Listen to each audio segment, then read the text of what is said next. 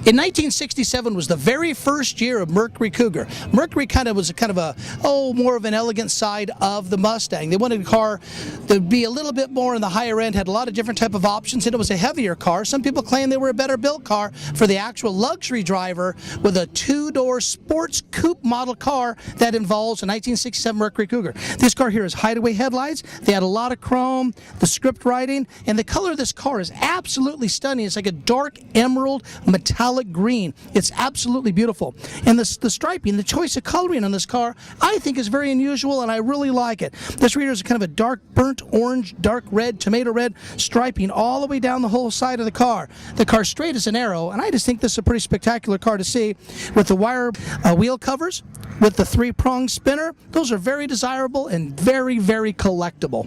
But what I wanted to point out in this car was very unusual with the Cougar model car and their sport coupes, the tilt steering. When you lift the lever, the steering just didn't tilt up like most tilt steerings you're kind of used to in common. It tilts and kind of goes over to the right. And Ford was one of the very first innovators of what they call coaxial steering. Coaxial steering was when the whole complete steering column moved all the way to the left. This right here tilts, and you got to see this. I think it looks really pretty cool in the car.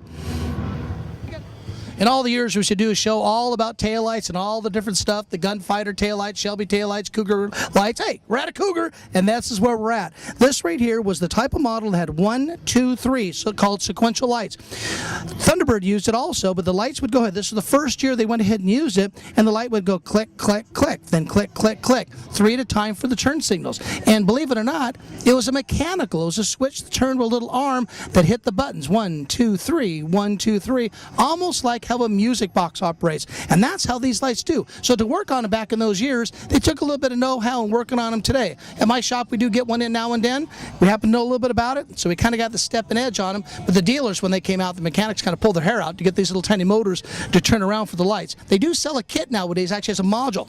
Bolts right onto it, click, click, click, and you got your sequential lights. But let alone the quality of this car being the beautiful green, the chrome is just outstanding on it, but just shows the pride and joy of an owner of a car. Really nice.